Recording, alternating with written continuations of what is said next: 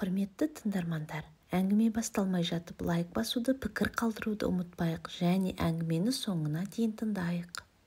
Есімім Айжан. Жұмысыма байланысты жиі сапар шегетіндіктен күнделікті өмірімнің көп бөлігі жолдарда өтеді. Алматыдағы жұмыстарымды ерте бітіргендіктен қонақ үйге барып, босқа жатқанша Астанаға ертерек қайта берейін деп билеттерге қарасам, ұшаққа билет мүлдем жоқ екен. Амал жоқ, пойызға билет алуға тура келді. Солайша сөмкемді жинап вокзалға шығып кеттім. Билет алу оңай болғанымен, біздің пойыздардың жағдайы мүлдем есімнен шығып кетіпті. Адам лық толы, әлі де купеге билет алғаным қандай жақсы болған. Пойыз орнынан жылжумен мен орныма орналасқым келмеді. Сөйтіп дәлізде әрі-бері сандырақтап жүріп алдым. Сол арада жанымнан өтіп жатқан жұп вагон-ресторанға барып тамақтану жайында сөз естіп қалдым. Осы уақытқа дейін пойыздарда ресторанның болатынын еш білмеппін. Шайқалған пойызда әр қадамымды абайлап басып, вагон-ресторанға да жетіп алдым да, бос тұрған үстелге отыра кеттім. Сэндвич пен ішімдік алып, айналамдағы адамдарға қарай бастадым. Қарсы беттегі орта жастардағы жұпқа көзім шалды. Ер кісі маған теріс қарап, ал келіншек болса маған оң қарап отырған. Алдарында сыра мен чечил болатын. Алдымен әйелдің қолаң шаштары, сүйкімді жүзі, жылтыраған тырнақтарына мән бердім. Бірақ қызығушылығымды жаулап алған үстелдің астынан көрініп тұрған мини юбкасы мен түп-түзу ұзын аяқтары еді. Қанша қарамауға тырыссам да еріксіз көзім түсіп кете береді. Сіздерде де болатын шығар осындай мезеттер. Қарамаймын десең де еріксіз қарап қоясыз. Осылай өзіммен өзім күресіп отырғанда әлгі әйелдің менің қарап отырғанымды байқап маған қарап отыр екен. Ыңғайсызданып көңілімді басқа жаққа аударуға тырыстым. Бірақ көп ұзамай қайта сол аяқтарына оралдым. Отырғанымда әлгі әйел тағы да мені ұрлық үстінде ұстап алды.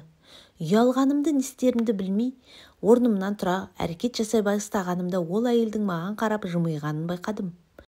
Яғни, ең болмағанда қате түсінген жоқ деп түсіндім. Бірақ әйелінің жымиғанын осы тұста байқаған ері кері бұрылып маған қарады. Жұрттың көзінше жанжал шығармаса болар еді деп ойланып отырғанда әлгі ер кісі мейлінше сыпайылық танытып амандасты. Мен де амандастым, басқа қайтемін. Сосын олар өздерінің әңгімесін жалғастыра бастады. Мен екінші сыраны айттырғанда темекімнің таусылғанын байқадым. Ол кезде тамбурда темекі шегуге болатын еді.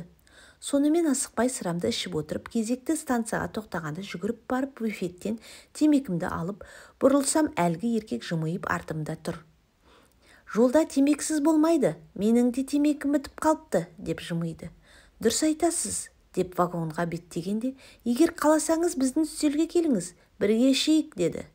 Әрине, неге болмасқа, деп шақыруын қабыл алдым. Осылайша танысып, тез арада әңгімеміз жараса кетті. Жұбайлар екен, демалыста осылай саяхат еткенді жақсы көретінін айтты. Қалалар, табиғат, ауа райы, жұмыс жайында әңгімелесіп отырып уақыт өтіп кетіпті. Официант келіп вагон-ресторанның жабылатынын айтып, ескерткенде кеш болып қалғанын сонда байқадық.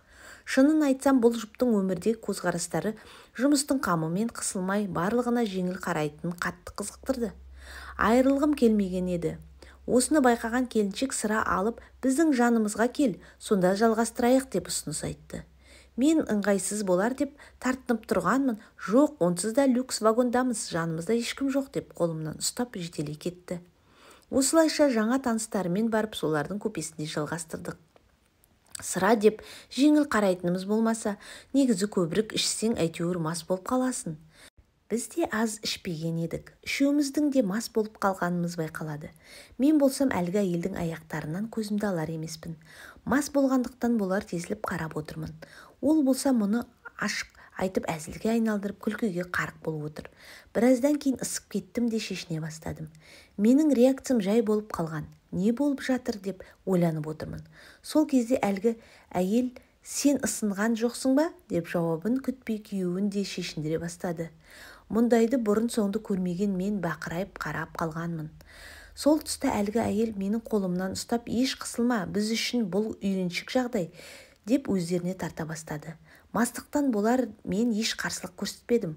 Осылайша бір мезетте үшеуміз де жалаңаш қалдық. Менің бар көңілім әйелдің жалаңаш денесінде. Не деген сымбаттылық, барлық өз орнында, ешқандай да артықшылық жоқ. Осы тұста екеуі құшарлана сүйсе бастады. Жандарында мен мүлдем жоқтай тіпті байқа емес. Олардың бір-бірін аймалаған сахнасына қарап отырып мен де қозып кеттім. Астым суланып, еріксіз күн түймесімді уқалай бастадым. Мұны байқаған олар мені ортаға алып, бірі ернімнен сүйіп, екіншісі кеудемді жалап, бір-бірімен орын ауыстырып, күн түймесімді аймалап, мені мүлдем есімді ауыстырып жіберді. Ары қарай не болғаны толық есімде жоқ. Мүмкін мастықтан болар, мүмкін басқа себептер, бірақ тек кішігірім фрагменттерімен ғана есімде қалған.